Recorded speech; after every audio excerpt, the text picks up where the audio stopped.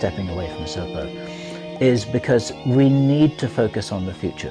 A lot of people have been crying foul, saying that this story is disinformation. And of course it's disinformation. Isn't it worthwhile taking a look to see what might be true?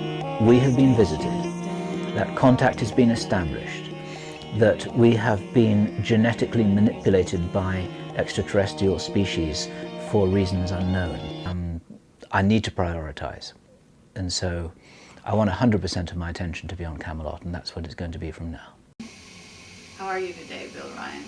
I'm just fine. This is the Thursday of the Laughlin Conference 2007, and we figured it might be quite an interesting idea to come back after our first interview. So, what is your thought about your year with Serpo and how it all went? Wow, that's a simple closed question, isn't it?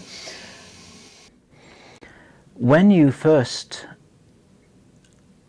asked me those simple, penetrating questions about Serpo so long ago, I never really dreamt that it would run and run and run over. There would be no effective closure on the issue.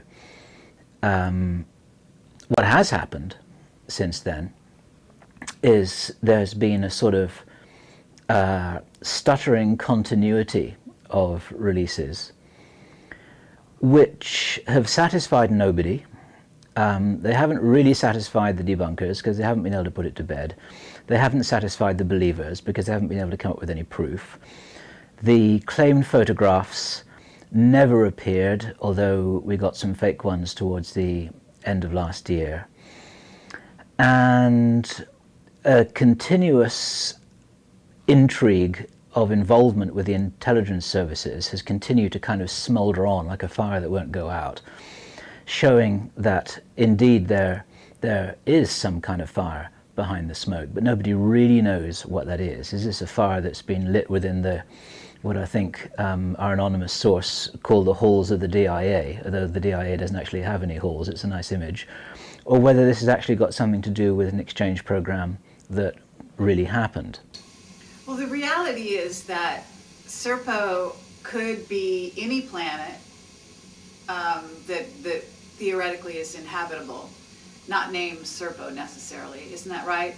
And that this could be any exchange program, and that there could have been a number of them, judging from what Gary McKinnon uncovered. We don't know anything, actually. And the only thing that's really been achieved in the last 12 months is that the concept of an exchange program is now rooted healthily and irrevocably in the vocabulary of the ufology community. And of course the believers here will cheer and the naysayers will despair. But as I've said right from the start, that given the premises that visitation has occurred and that communication has been established, it would be extraordinary if they hadn't invited us back to their place for a little while. And it seems almost inevitable that that would have happened. It would have been extraordinary if it hadn't happened. And so this is a little bit like those medieval debates that the monks used to have in the cloisters about how many angels will dance on a pin. It doesn't really matter, and it's of sort of academic interest only. Now, of course, the ufology historians will now cry foul and say that actually it's really important to get a timeline of events and critical circumstances, everything that's occurred since 1947 or before. But this happened, if it did happen, it happened nearly 50 years ago. It's a very long time ago. Well, actually you and I visited the house of what appears to be someone at least associated with the Serpo story, isn't that right? Well, that's right. We visited someone's house. Very, very interesting. We delivered a letter to his wife, the man's wife. We delivered a letter. The man was standing in the doorway. The man was standing in the doorway. The wife was standing at the gate. They were waiting for us, even though we hadn't told anyone we were coming. It's all really So they wonderful. had surveillance on the street. Or they had surveillance in our vehicle. Right. And yeah, we delivered this lovely, courteous, very polite little letter that we worked on for hours and hours and hours, basically saying, here we are, we're passing through, our cell phone is in our pockets, we're going to go and retire to a coffee shop for a few hours. If we did happen to receive a call from you, we would be delighted to answer it.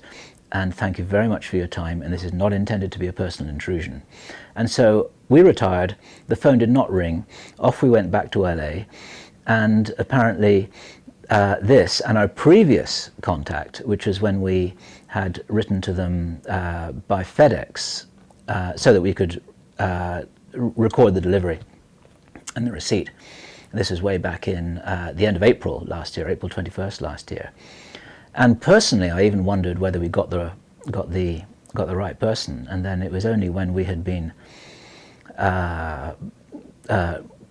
contacted several months later by a senior member of the intelligence community, who should better remain nameless, who said words to the effect of, I hear you went to the old man's house to try and record an interview, or I hear you got in touch with the old man, how did you find out his address? And it's just like, what an incredible blunder that was, because it's like, thank you very much, now we know he's an old man, now we know he's for real, now we know that this has gone all the way up the channels of the DIA, across to the CIA, and then down to our contact, who felt that they'd better find out what was going on, and all it did was confirm it. Does this mean that he's an astronaut? Nope. Does it mean that Serpo exists? No, it doesn't, but it means that, as I've always maintained, this isn't a simple hoax invented by some kid in a basement. This isn't... Or by Rick Doty, isn't it right? Or by Rick Doty, or by Bob Collins trying to promote his book. I mean, none of these theories hold any water whatsoever. There's a huge complexity behind the dark curtain, which we haven't been able to find out all about. Nobody else has been able to find out all about. And the truth is, we don't know. And one of the things I want to say here to anyone who cares to listen, my focus is very much now on the future. And I know this sounds a little bit like a politician who says that he wants to spend more time with his wife and children, but actually it's got nothing to do with this whatsoever. Serpo is one of those fascinating trees in the ufological woods that everyone wants to climb and explore, and they're fascinated by it. And there are a lot of these trees in the woods. I'm thinking of a kind of Lord of the Rings type, you know, deep dark forest where people can get lost really easily, and people can get ensnared in the roots and tangled up in the vines and lost in the branches and stuff. An awful lot of it is historical, and there's so many unanswered questions that you can get kind of caught up in these questions for ever and a day and never come out of that hole, if you like. People go into this hole and they never come out again. And a lot of people have gone into Serpo, and as best I know, they've never come out. They've almost made it their life's work to try and find out what's going on, or they've made it their life's work to try and trash other people who are trying to find out what's going on. And it's just like, well, what's the point, you know? The point is that people are trying to prove whether they're right or not. And this is one of the aspects of the fundamental human condition. People being unwilling to admit that they're wrong, people being unwilling to admit that they don't know, people being unwilling to admit, you know, that actually, that maybe what they've got their attention focused on isn't really as important as they would like to believe. And it's become a huge amount of ego for a significant number of people. And a lot of aspects of ufology are like that. People get into debates about, well, you know, how many aliens were there in the Roswell crash? Where did the Roswell crash happen? You know, did the Aztec crash really happen or not? Are the MJ12 documents real? And so on and so on. Probably with continuing drip feeds of information from the powers that be. And it is the powers that be who are releasing this information, or aspects of the powers that be who are releasing this information about Serpo.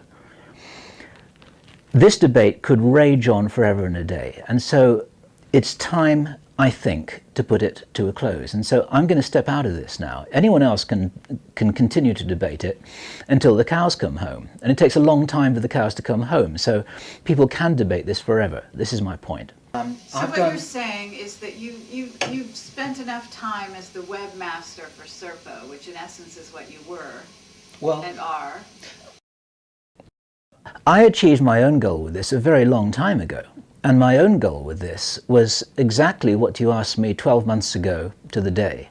And the question you asked me was, am I an advocate of the story? And my answer to that, as best I recall, was that no, I'm not an advocate of the story. I never have been.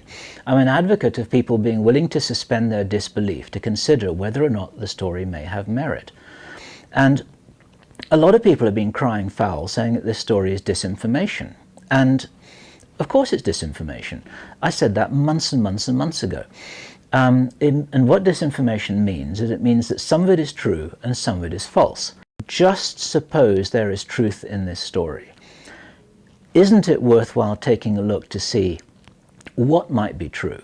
And all that's happened really is it's confirmed what Linda Howe and John Lear and Bill Hamilton have been saying for a very long time from completely independent sources.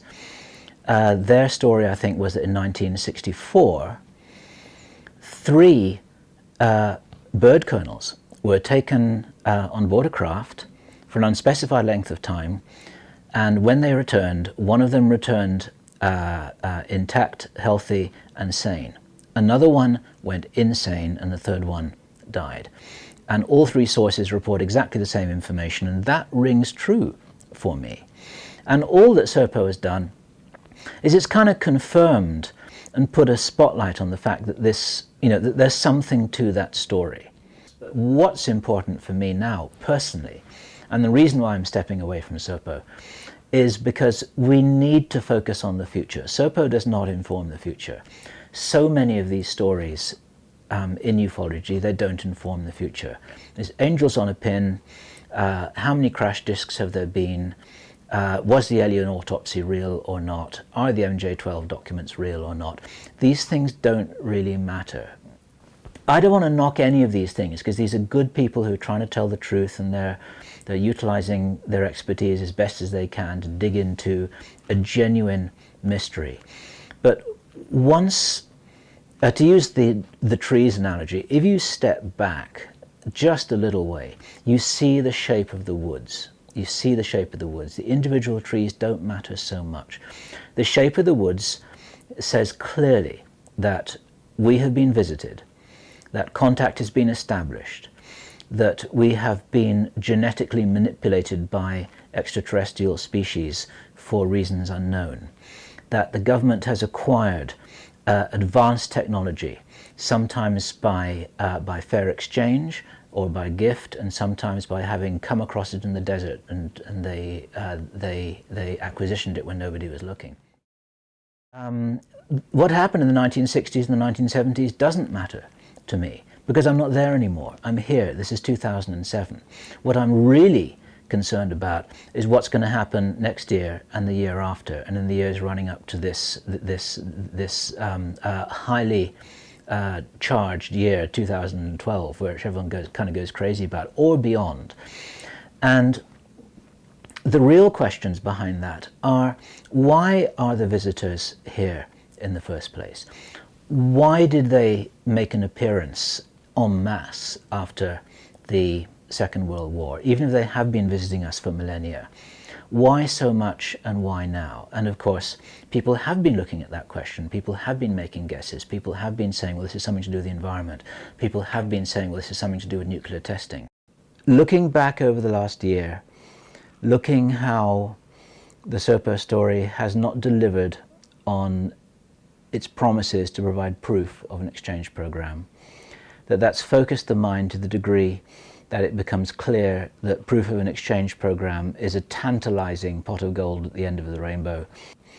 I want to focus my attention on what 95% of my attention already is on, which is Camelot, Project Camelot, which is the opportunity to play an educational role presenting to the public stories either that have been overlooked or which are new or which need more attention, that can inform how we can face the future, that give us an idea what the future may present, that can inspire us and which can guide us and which can warn us if warnings are needed.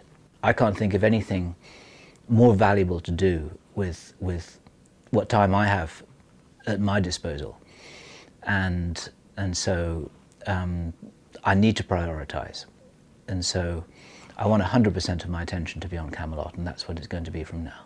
Where will we be in 12 months' time, I wonder? That's the question.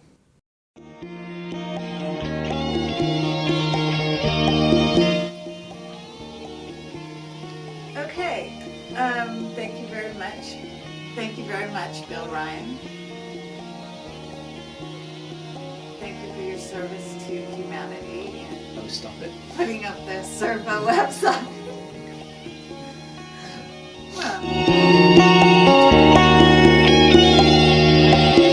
Well, actually, A simple closed question, isn't it? When you first asked me those simple, penetrating questions about Serpo so long ago, I never really dreamt that it would run and run and run over. There would be no effective closure on the issue. What has happened since then is there's been a sort of stuttering continuity of releases which have satisfied nobody. They haven't really satisfied the debunkers because they haven't been able to put it to bed. They haven't satisfied the believers because they haven't been able to come up with any proof. The claimed photographs never appeared, although we got some fake.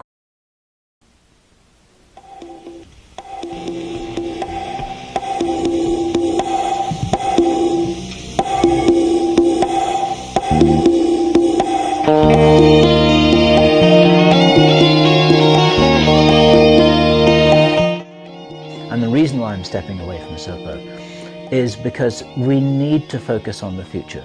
A lot of people have been crying foul, saying that this story is disinformation. And of course it's disinformation.